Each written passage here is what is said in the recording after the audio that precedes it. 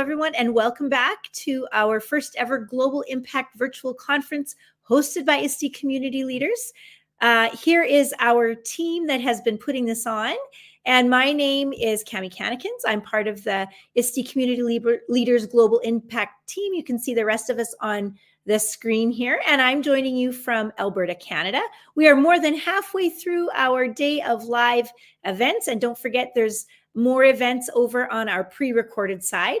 I am super excited today to welcome a truly global educator, Georgina Dean, for her session Beyond Hype, Demystifying AI in Education. Georgina is a visionary senior education leader, and her goal is to offer digital strategy and school leadership transformation to education communities all around the world. As a former senior leadership team member, she is creative and inspiring as a leader, a mentor, a coach, a writer, a podcaster, and a keynote speaker. So we are super excited to have Georgina with us today. She has been impacting innovation globally from all over the world, including Europe and the Middle East and Africa for over a decade. And so, Georgina, we just are so excited to have you on our stage today as a truly such a global leader. And we're just going to turn it over to you to take it away.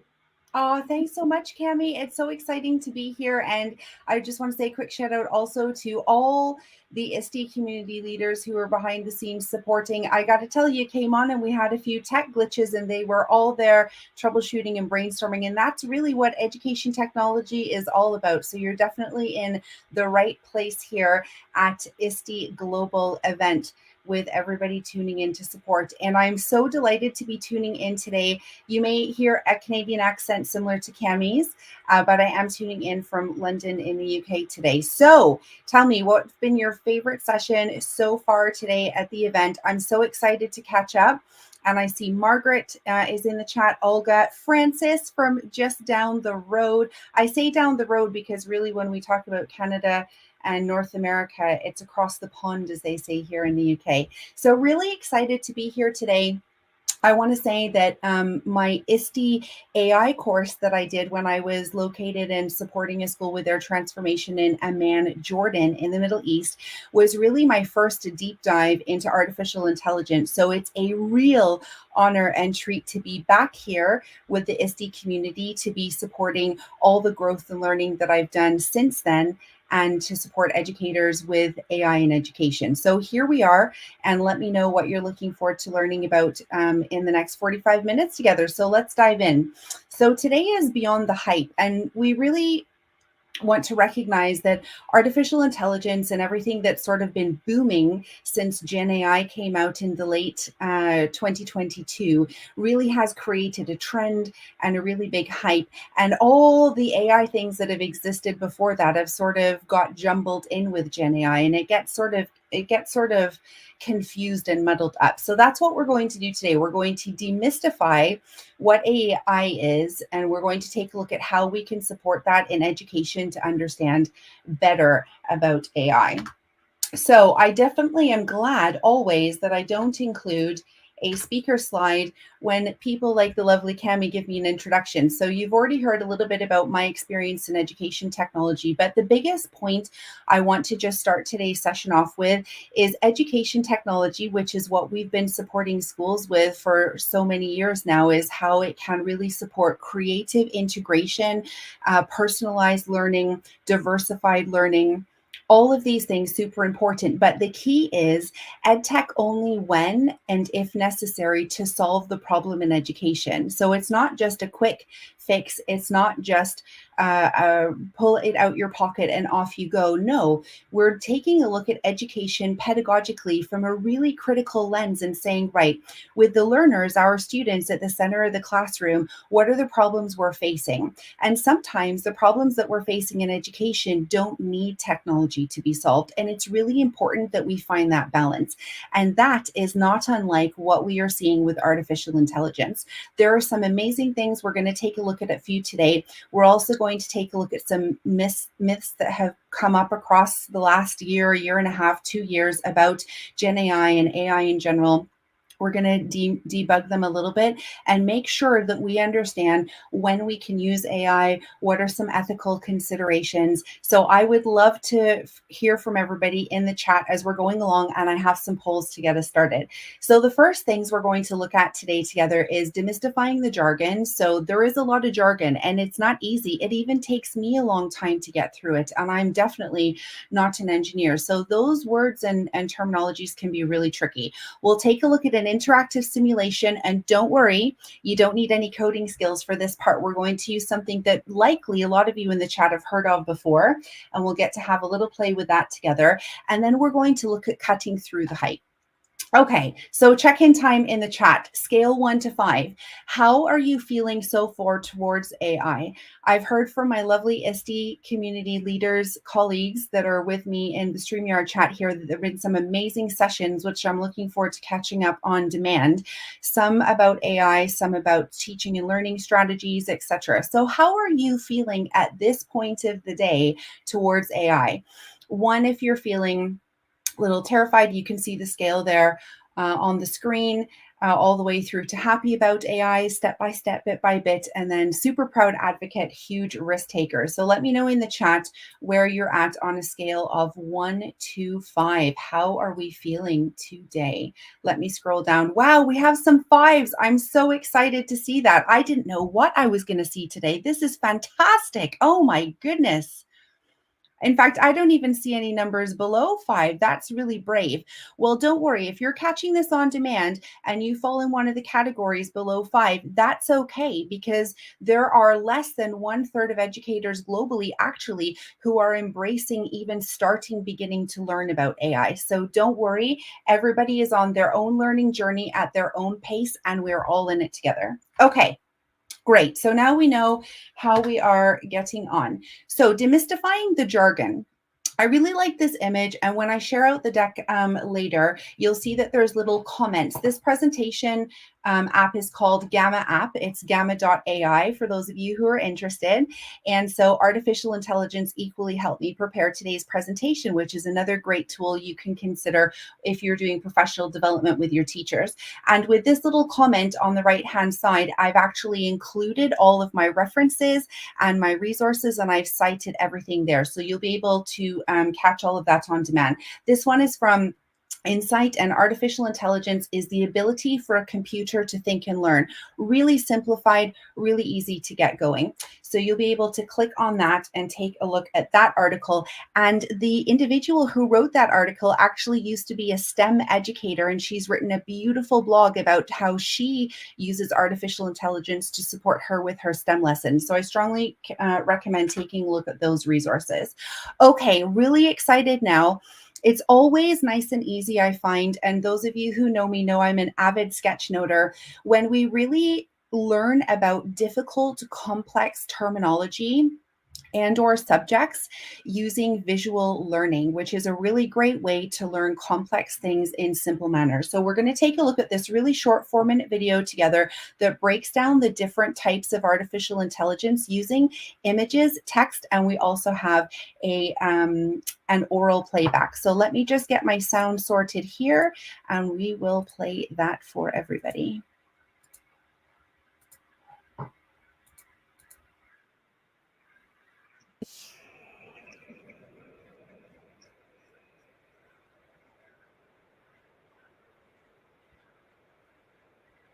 So he decided to take his Tesla for the long journey and switch to autopilot on the highway. After coming home from the eventful day, he started wondering how technology has made his life easy. He did some research on the internet and found out that Netflix, Siri, and Tesla are all using AI.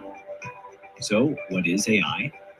AI, or artificial intelligence, computers-based machines think and act like humans. Artificial intelligence is not a new term. John McCarthy, a computer scientist, coined the term artificial intelligence back in 1956, but it took time to evolve as it demanded heavy computing power. Artificial intelligence is not confined to just movie recommendations and virtual assistants. Broadly classifying, there are 3 types of AI. Artificial narrow intelligence, also called weak AI, is the stage where machines can perform a specific task. Netflix, Siri, chatbots, facial recommendation systems are all examples of artificial narrow intelligence. Next up, we have artificial general intelligence, referred to as an intelligent agent's capacity to comprehend or pick up any intellectual skill that a human can. We are halfway into successfully implementing this space. IBM's Watson supercomputer and GPT-3 fall under this category. And lastly, artificial superintelligence. It is the stage where machines surpass human intelligence. You might have seen this in movies and imagined how the world would be if machines occupied it. Fascinated by this, John did more research and found out that machine learning, deep learning, and natural language processing are all connected with artificial intelligence. Machine learning, a subset of AI, is the process of automating and enhancing how computers learn from their experiences without human help. Machine learning can be used in email spam detection, medical diagnosis, etc. Deep learning can be considered a subset of machine learning. It is a field that is based on learning and improving on its own by examining computer algorithms. While machine learning uses simpler concepts, deep learning works with artificial neural networks, which are designed to imitate the human brain. This technology can be applied in face recognition, speech recognition, and many more applications. Natural language processing, popularly known as NLP, can be defined as the ability of machines to learn human language and translate it. Chatbots fall under this category. Artificial intelligence is advancing in every crucial field like healthcare, education, robotics, banking, e-commerce, and the list goes on. Like in healthcare, AI is used to identify diseases, helping healthcare service providers and patients make better treatment and lifestyle decisions. Coming to the education sector, AI is helping teachers automate grading, organizing, and facilitating parent-guardian conversations. In robotics, AI-powered robots employ real-time updates to detect obstructions in their path and instantaneously design their routes. Artificial intelligence provides advanced data analytics that is transforming banking by reducing fraud and enhancing compliance. With this growing demand for AI, more and more industries are looking for AI engineers who can help them develop intelligent systems and offer them lucrative salaries going north of $120,000. The future of AI looks promising, with the AI market expected to reach $190 billion by 2025. So on that note, I have a question for you.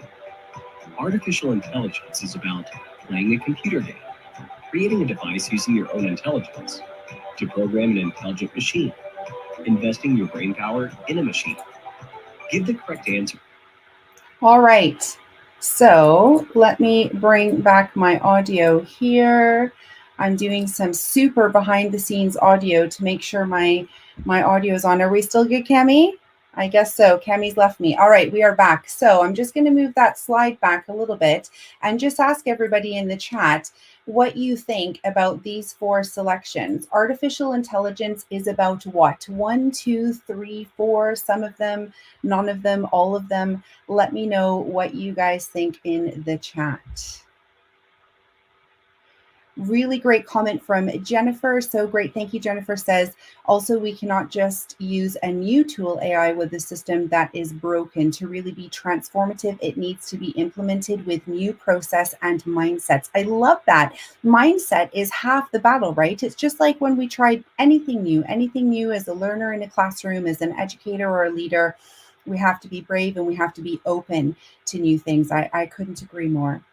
So basically, the idea here is, depending on what parts of the different AI that you saw today in the video, it could be 1, 2, 3, or 4, but equally, it depends on the context, how it's being used, for what purpose, and using what tools that support that. So very, very interesting indeed. And I'm going to move the slide forward. Okay, who here has heard of the community that formed, I think, just over a year ago now, called AI for Education, led by Amanda Bickerstaff in the US and her team? There are lots of different diagrams, and I always try and search for new ones, but this is the one that seemed the most easy and digestible to understand for educators. So if you're looking to sort of recap on that 4-minute video that we shared together to understand how all of the different parts of artificial intelligence fit together, I highly recommend this. And again, as you can see on the right of my presentation gamma.ai, I have a little comment button there where you'll see the link to the resource. So you can hop on at aiforeducation.io, see the resource there. They have other downloadable resources as well. And there's also a free course that you can take in there. Equally, if you're a senior education leader checking out today's video and you log in there, there's also opportunity for you to bring them into your school community to support with AI strategy and AI leadership as well. So some great options there. But as you can see, generative AI is sort of near the bottom of this circle in the middle. And actually, it's coming quite late down the chain. You remember AI has been around since 1956. And just out of curiosity, while we're talking about timescales, who here in the live chat today has something like Siri or Alexa in their home, or perhaps in other places, or their partner perhaps has one at their work? Let me know. We use Alexa here at our home to help us with the lights, and also the music and the weather. And there's all sorts of brilliant things that it can do to support us. But there are also things that we need to be mindful of, which I'm sure you've all seen or heard or had discussions about, which are things like you're having a conversation with a friend, maybe you're having coffee or tea at a coffee shop, and all of a sudden you look on your Facebook or your Instagram, and the topic which you were just talking about is listed there in options for purchasing. And this is what we call advertisements. And so technology is really always listening. And I think this is one of the most mindful things we need to be aware of. What we use and what we say when we're around technology can be used. And it's something we're going to get into with ethics shortly. But with generative AI, it really is just one part. I was having a chat on LinkedIn with like a post chat with a few other educational colleagues, and they were saying, you know, this is just Gen AI. But actually, as we can see with Siri alone, face detection through the traffic cameras, for example, when you're on the roads to help navigate safely, etc. All of these things are parts of other models of AI. So it sort of breaks it down nice and easy. Let me just check on the chat here. Oh, thank you. Our friends from Global Good EDU have shared the link in the chat as well. So that's fantastic. And Cami also says they have a tremendous video library. Excellent. So yeah, definitely worth checking out. Okay, so next what we're going to do, and I'm just checking there, perfect, is the interactive simulation. So let me know in the chat if you can guess what this tool is from the image on the screen. Do I have any troopers who know what this tool is? Let me know in the chat. Yes, Cammie's got it. It is indeed auto draw. So I have auto draw open here on another tab. And if you would like to follow along with me and also have a play while we do this together, you can go to www.autodraw.com. Inside the slide deck, when you receive it, it does not look like the link saved, but I will add it before we share it out. Okay, so auto draw is powered by AI.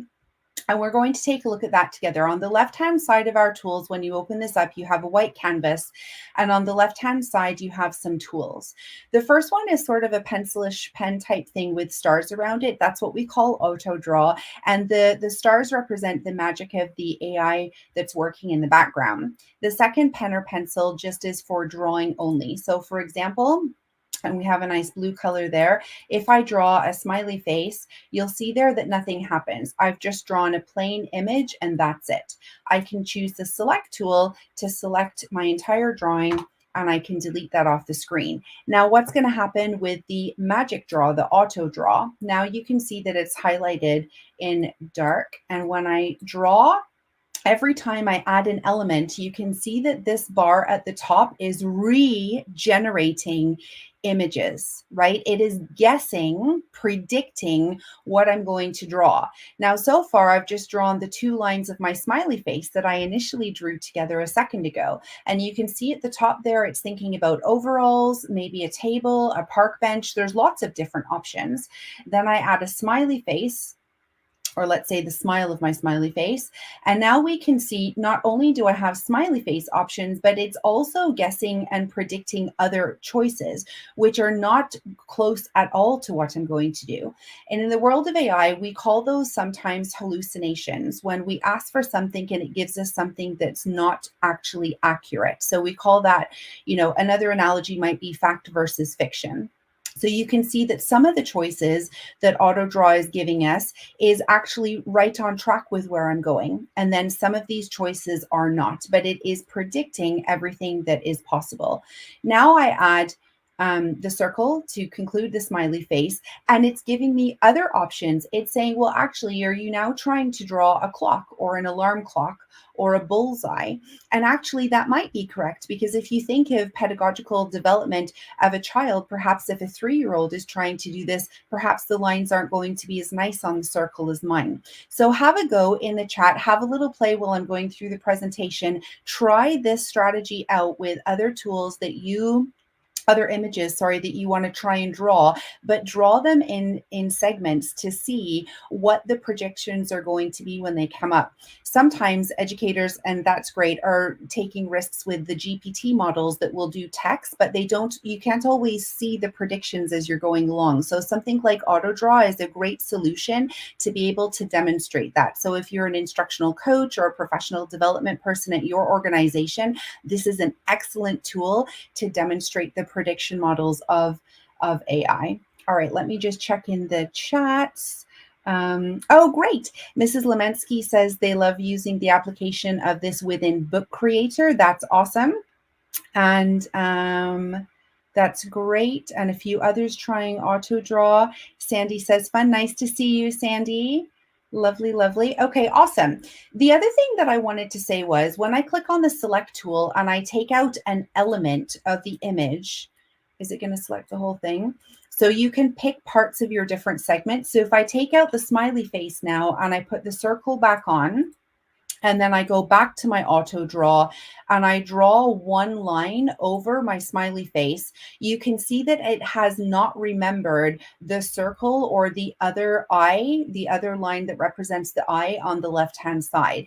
And you can see there, AutoDraw is asking me at the top, do you mean this, that, or this? So it also doesn't necessarily remember in AutoDraw what you have already drawn. And that's really important as an analogy for other GPT models where we're entering sort of prompt generation, or we're doing chain prompting, where we're asking the GPT to write something for me, or to create an image of, or use Sora to create a video, for example, and it will remember things that it's done. So in this application, it's another great example of what happens when you redo something, but not with all the elements. So have fun. This is a great example to use when you're training staff and or students and or parents, depending on your role in education, on AI. Okay, so that's AutoDraw, and that's an example of an interactive simulation. And again, if you're an instructional coach or a professional development trainer, I strongly recommend making sure that you play responsibly with the AI tools before you go into your sessions, and that you're understanding and unpicking parts of the AI tools so that you understand what each one does. Really, really important tips for that. Okay. Moving on now, cutting through the hype. Okay, does anybody recognize anything about this article here? I'm just going to scroll the window down so you can see the image. Any guesses where I took this article image from, which is linked in the presentation? I wonder if we have anybody in the chat who is from the Microsoft educator community. I'm always interested. So this article basically goes to introduce us into Microsoft's Copilot, which is powered by Azure. Azure is one of the technology let's say entities which powers Microsoft Copilot, and it has and it allows the data to be confidential. So it is being used now by educators and students 18 and over. I just want to be very clear on that. This is not for students under the age of 18 yet, although I'm sure all of the tech companies are working on that. But Microsoft Copilot is a great example of a tool that is really supporting personalized learning diversification of learning, supporting neurodivergent learning, and also just efficient learning. And I think sometimes we don't always think about the efficiency of the learning. Yes, it's important to think about critical thinking, creativity, collaboration, but what about efficiency? What if doing part of a task using artificial intelligence is actually going to lessen the time in one segment of the learning process to actually evolve the quality and the depth of the learning of another part of the learning process? So just keep that in mind. You will have heard across presentations earlier before me and some after that are going to show you some incredible tips and tricks how you can use artificial intelligence in the classroom. But always be thinking as well about time, because it is going to be a great time saver. So that will be linked in for you guys there. And the potential of an AI in education. So we've talked a little bit about these already. Personalization powerhouse really allows us to tailor feedback to students, also to teachers if you're a senior leader and you're doing some coaching with your staff, or also to parents. It's a great opportunity. I know there are some management information systems out there now for schools where there are chat bots included inside the learning management system where parents can interrogate data like how much days has my child missed from school, show me the last report card and things like that. So it's really personalizing, not just for students and teachers, but also other stakeholders in the education loop. It's absolutely brilliant. We talked about automating tasks already, and student agency is going to be really important. And I know so many names on this chat today are so passionate about student agency, student empowerment. And so this is really something that is important and key to AI supporting education. Who here has heard about this? I took this quote from the World Economic Forum. Again, the link is posted in there. An estimated 85 million jobs will be replaced by robots by 2025. The article doesn't say robots. That's why I put robots in quotation marks. It says artificial intelligence. But in case you hear that when you're talking to parents at parent-teacher conference evenings, for example, or at events that your school community is coming on, or if you're meeting them to support them with professional development. When parents question why your organization is taking risks to learn about AI to support student learning and to support the future world of work, that is a stat that you can bring up to help them to understand. If the future world of work, again, not going to be replaced, and we'll look at that in greater detail, and the article goes into greater detail as well, is going to automate a lot of the jobs by 2025. What does that mean for our students? Well, clearly they're going to need to be able to be future ready with future ready skills. They're going to need to be AI literate as well as ed tech literate to support them in their future goals. So an interesting stat to keep in mind, and the article link is linked into that slide. So we just want to spend a little bit of time now, and I'm definitely open to questions. If you want to start thinking about your questions about data privacy, security, and ethics in AI, please feel free to drop those in the comments now so that we can come back to them across the presentation.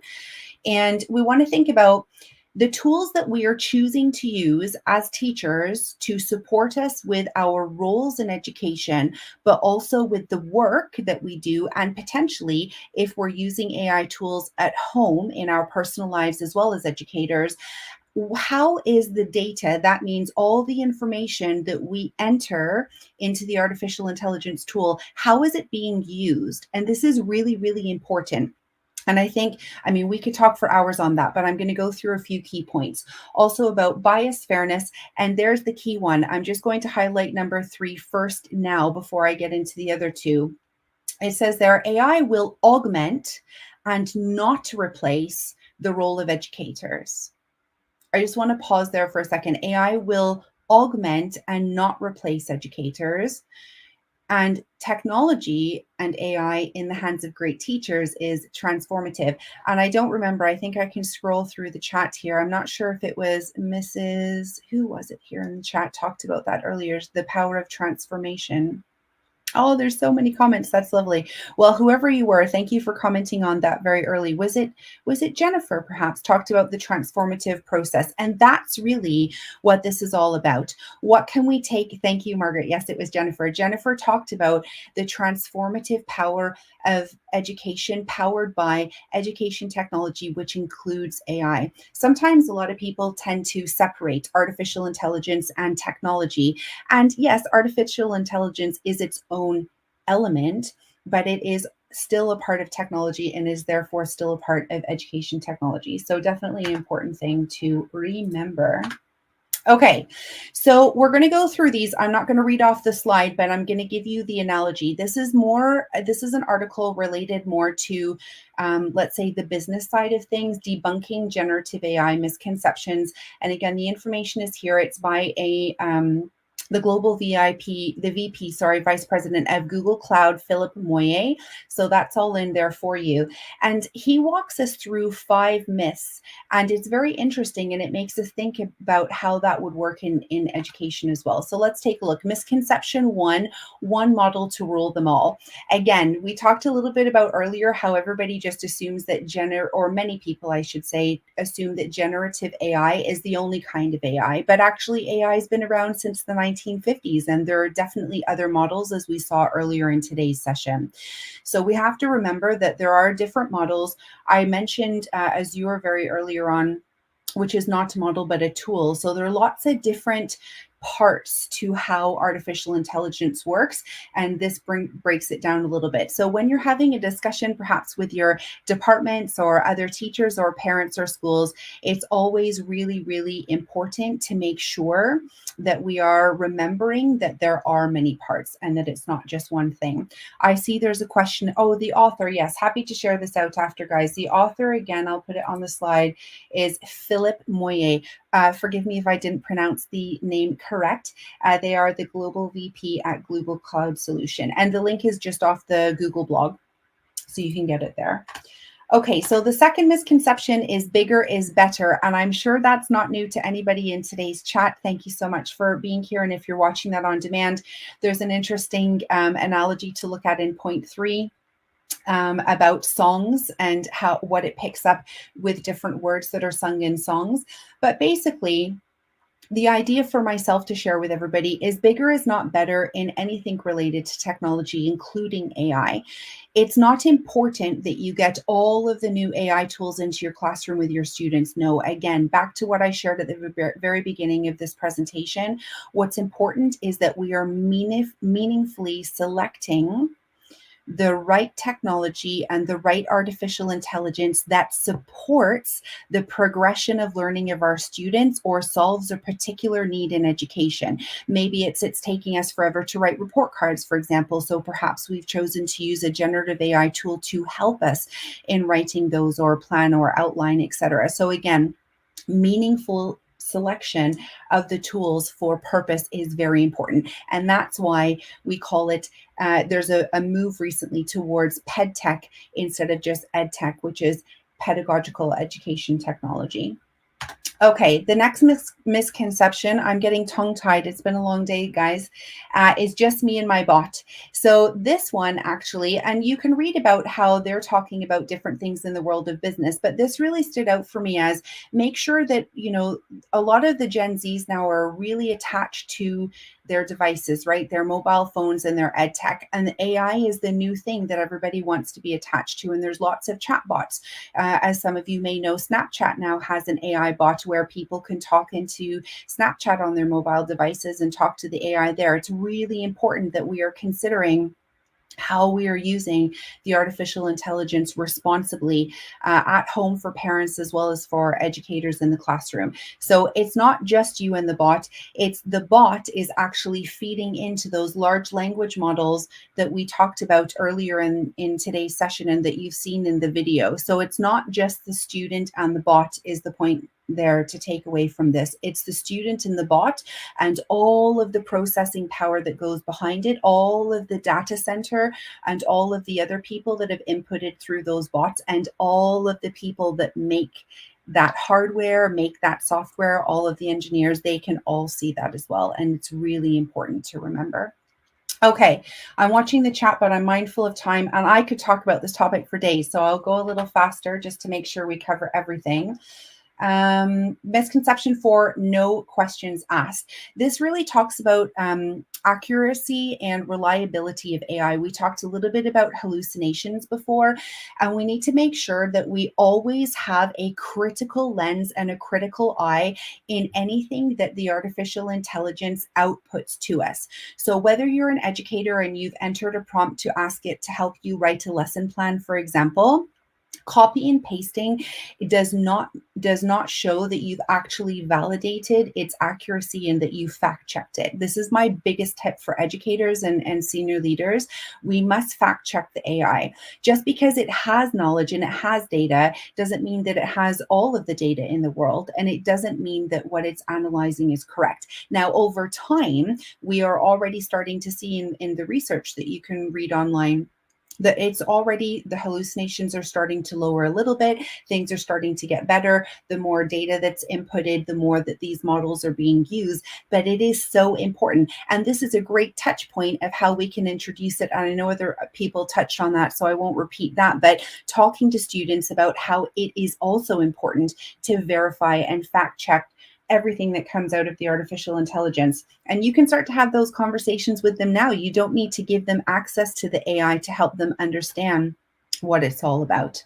Okay, next misconception is ask me any question. So the quote at the bottom by the author of the article says, some business leaders are interested in building their information into an LLM, that means large language model, so it can conceivably answer all questions, whether at the organizational level or at the global level. So just to break that down, what they're saying is, because schools, and here they're talking about organizations, but let's talk about schools, because that's what we're here to do, is talk about education.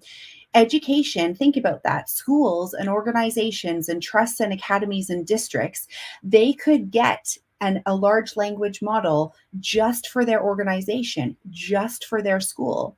Just how you have like Google Workspace for Education domain, right? It's your email at your school, right? That's your domain, that's your cloud space. You can do the same with artificial intelligence. And that's the next phase, right? Is people thinking about data security and privacy and saying, actually, in order for us to use artificial intelligence responsibly, we want it to be housed inside of our community. So it's really, really important that we're thinking about that, and that we're asking companies and organizations those questions when we're thinking about onboarding these artificial intelligence tools, these ed tech tools into our school.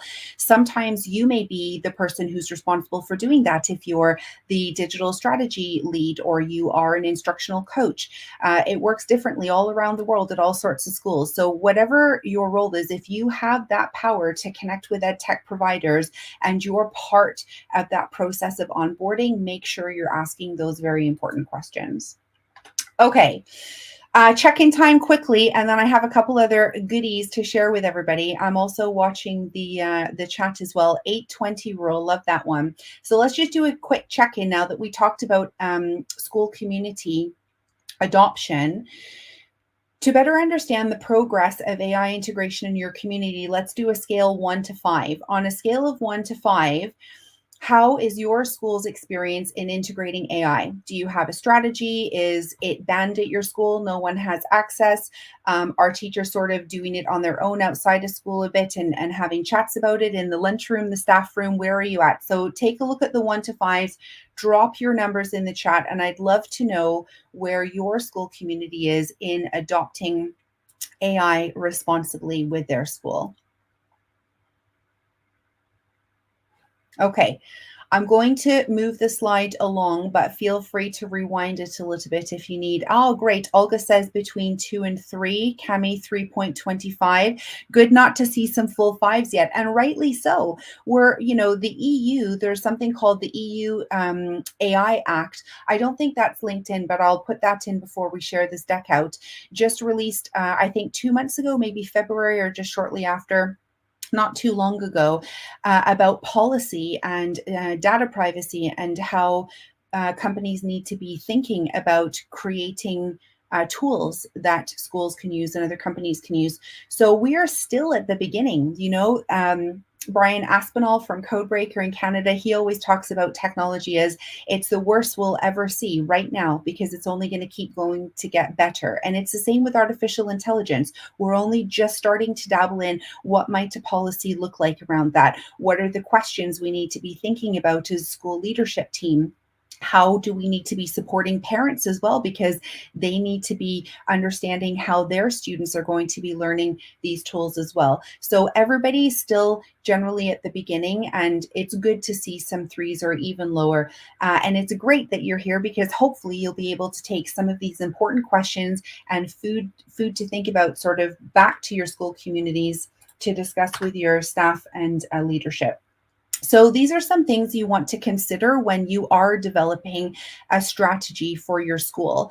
Now, I've supported schools, as Cami shared earlier in the call, bless Cami, many schools internationally across different continents with their digital strategy. And that includes technology, it includes pedagogy, training, and infrastructure, data privacy, a lot of things. AI would just be part of that. So my tip, based on my experience over the last plus 18 years, is that when you have a digital strategy, that AI is included in it, because as we talked about earlier, AI is just another tech tool, right? And so it should align with your school's vision and mission, your overarching school strategy, and it can fit into there. Have some practical steps with a roadmap. It doesn't have to be super detailed. It might even be as simple as, let's curate a document of all of the different research we've gathered. Maybe we want to add Georgina's slide deck to that, curate resources where you're learning together as a community inside your school or district. Have those important conversations. Take part of a staff meeting and say, who wants to share something they learned from our curated resource document? And it could be as simple as that as the first step. But have a roadmap, keep iterating your roadmap and growing it as your collaborative community grows their understanding of AI. Make sure you have vetted resources. We talked about that already. Make sure that you are vetting to make sure that where you got your resource from is accurate. Really, really important. And then facilitation tips, guidance for productive conversations about AI in your community. Make sure you're having those conversations. Yes, Mrs. Lemensky says 100% AI digital literacy is important. Kids are already using it. Absolutely. I'm so glad you said that. That is absolutely right. Because under 18s currently do not have, I know in some countries it's COPA for HIPAA. Here in the UK, it's GDPR, and elsewhere could be others. The right to use AI in the classroom doesn't mean that they're not. And you're right, they have access to mobile devices, many of them, and they are using it outside the classroom. So we need to get on the bandwagon on how we can support them while that's coming up.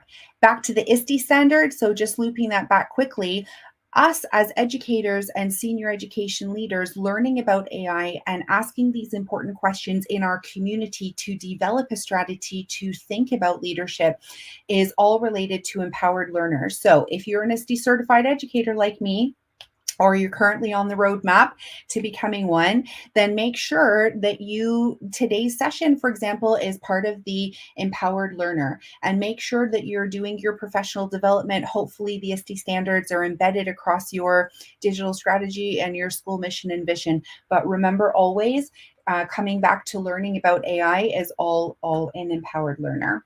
Okay, I'm going to share another little video now as we think about the next part. This gentleman from Harvard University, so again, vetted source, and this was just released in March. So I'm going to ask Cami to come back on. I understand when she's here, she's like the magic wand that allows my audio to work. So I'm super grateful to have her on screen with me, and I'm going to change my audio now for this.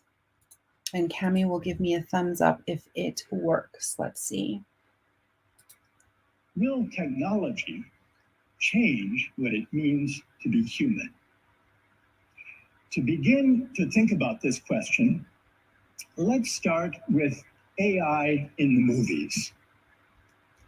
Harrison Ford, he's 81 years old, but in the recent remake of the Indiana Jones series, they needed him for part of the movie to be younger.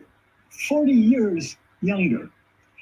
Now, they couldn't do it very effectively with makeup, so they used AI-enabled digital de-aging. Let's just see what people think about digital de-aging. Harrison Ford appearing for part of the film, thanks to the AI technology, as 40 rather than 81. As a moviegoer, how many find this troubling, and how many think it's fine, just like the use of makeup in times past? Raise your hand if you find it objectionable or troubling. Digital de-aging. And feel free to comment in the chat to participate in the conversation. I think it's just like makeup. You think you may need it. Maybe it should be applied beyond the movies. Now, digital de-aging is only the beginning of the question posed by AI in movie making.